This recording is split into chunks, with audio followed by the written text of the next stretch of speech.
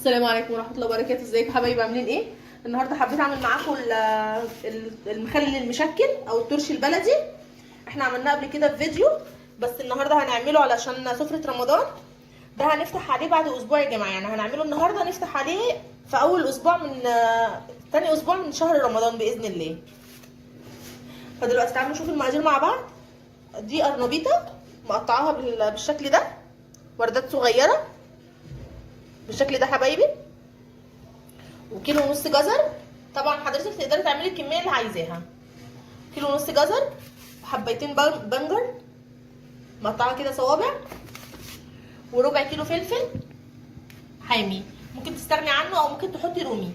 انا حتى مش هفتحه علشان ما يخليليش الجزر والقرنبيط حراقين، انا هسيبه مقفول زي ما هو.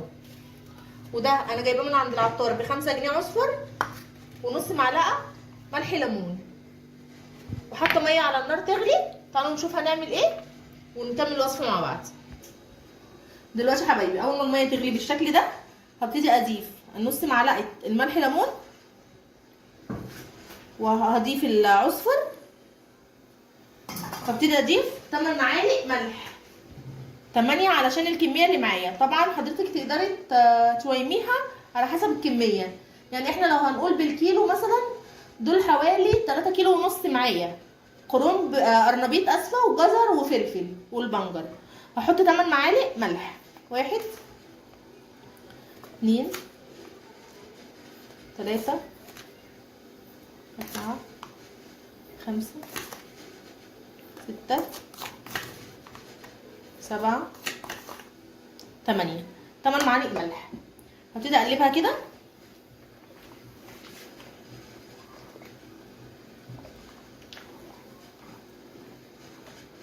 الطريقه دي يا جماعه بتخلي المخلل حلو جدا، والاخر جزرايه واخر قرنبيطه بتفضل مقرمشه ما تطراش.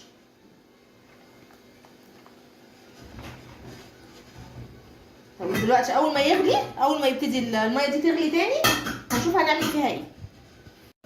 اول ما يبتدي يا حبايبي يغلي بالشكل ده هبتدي اطفي عليه النار خالص،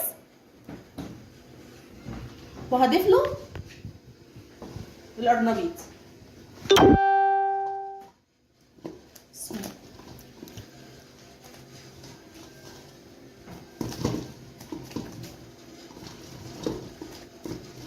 هنضيف كميه القرنبيط كلها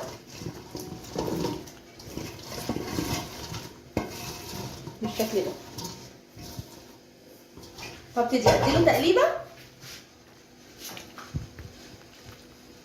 واسيبه يبرد، اسيب الميه تبرد في قلب القرنبيط كده بالشكل ده، وهرجع لكم تاني بعد ما تبرد نشوف هنعمل فيها ايه تاني.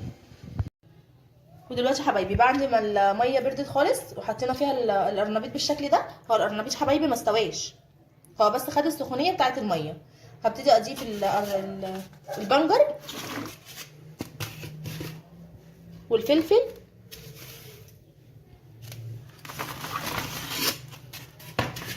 وهضيف الجزر.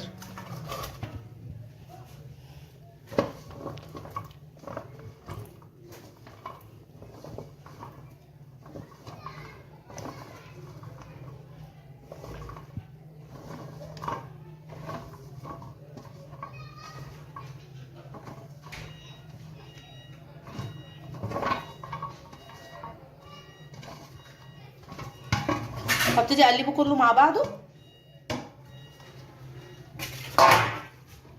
هبتدي اقلب كل الخليط ده مع بعضه وهعبيه في البطرمانات وهرجع لكم. ودلوقتي يا حبايبي بعد ما عبينا البطرمان كده بالشكل ده هبتدي اخد من الميه اللي حاطين فيها الملح والعصفر وملح الليمون، واحط على البطرمان لحد ما اغطي المخلل كله بالميه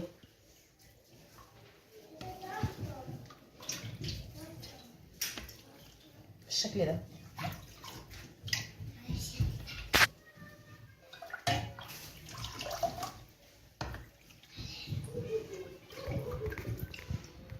ده يا حبايبي هنفتح عليه بعد اسبوع.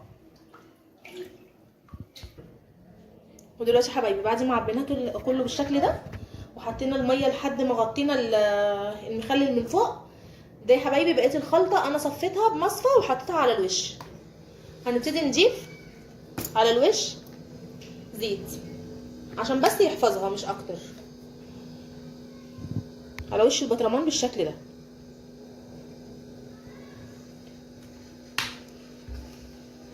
هنبتدي نقفلها بس، مش هنحتاج اكتر من كده. طبعا لون الميه هيغير تاني يوم من البنجر وهيبقى لونها احمر. تقدري ترجيها كده، او تقدري كمان تخلي البطرمان مقلوب كده لمده يوم، وتاني يوم ترجعيه تاني تعدلي البطرمان وتخليه بقى كده الاسبوع كله، وتبتدي تفتحي عليه. وكل سنه وانتم طيبين. ويا ريت يا جماعه لو عجبتكم الوصفه فعلوا لي زر الجرس واشتركوا في القناه عشان يوصلكم كل جديد.